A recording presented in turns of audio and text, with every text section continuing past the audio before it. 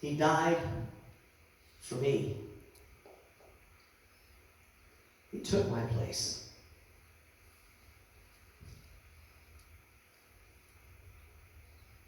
There's only one thing that's lacking in some of these illustrations of the young man who offered to die in the place of another. How many of you know that we're talking about Jesus? Well, there are some other occasions where we've actually heard it happen. Young people in schools.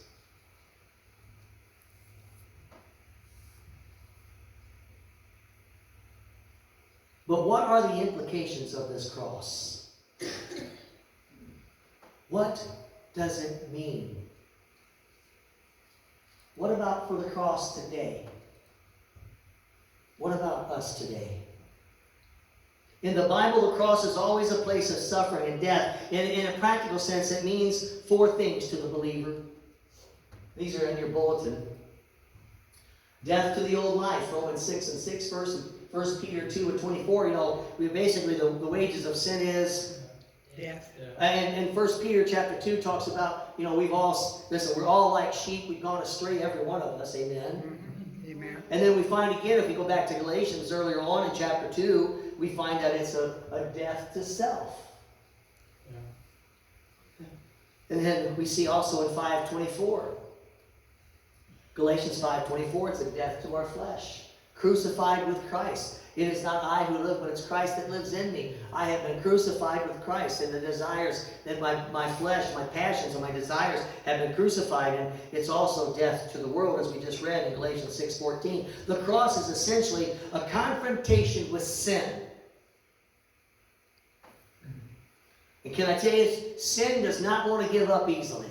No. It's a fight to the death. The cross means that the old life is over and we should never go back to it again. It means that there is a brand new you and there's to be a brand new me. It means that we can make a decisive break from sin and we can get out and follow Jesus. Amen. Amen. Every day. Amen. You see, the cross is God's way of saying something to us. It says, listen, you can have your sin or you can have my son. You can have your sin or you can have my son, but you can't have both. To die to the world means that the things that we used to seem so important, you know, the drive for money, the compulsion for control and power, the need to be domineering, the desire to win at any cost, the lust for sexual fulfillment, the desperate search for approval of others, no longer rule your life. Amen. It's a brand new you. If it was a game show, tell him what he hasn't won, but Jesus won. Yes. Tell him what gift has been offered. The gift of the cross of Christ.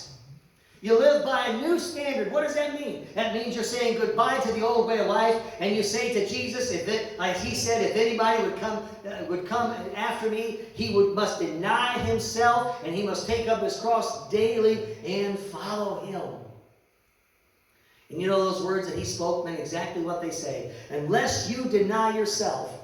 Yeah, but you know, I don't feel like it. I don't like this. I don't like that. I don't like the carpet. I don't like the food they serve at lunchtime. It's too loud. It's too quiet. I don't like the music. I don't like this. I don't like that. Why don't you just tell the truth? You really don't like what God has offered you.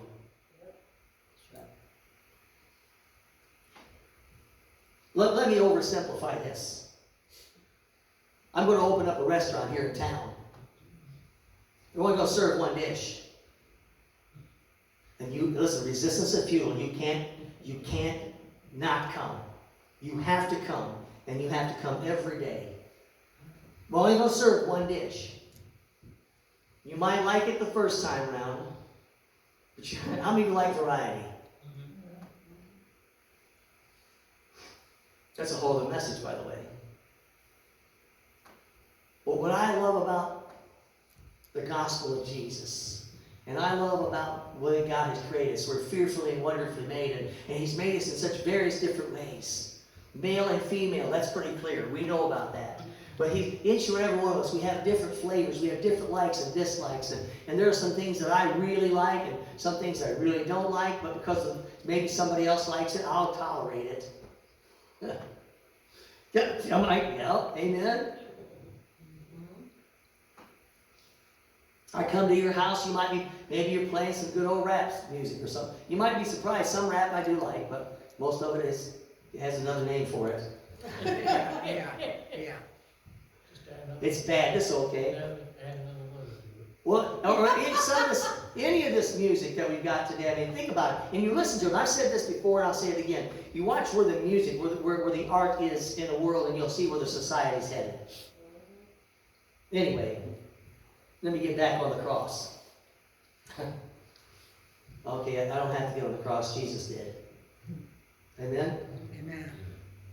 See, unless you deny yourself and you enter by the way of the cross, you cannot be, or nor will you ever be, a genuine disciple of Christ, a genuine follower. You won't be His and He's not yours.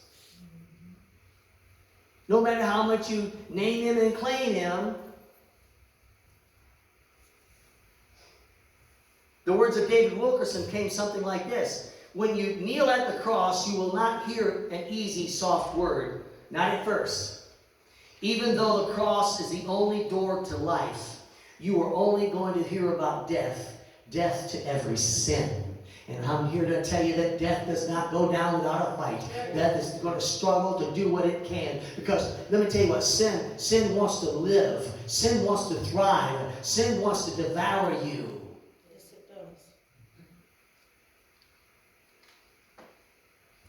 So there are 4 things that we learn from the cross today.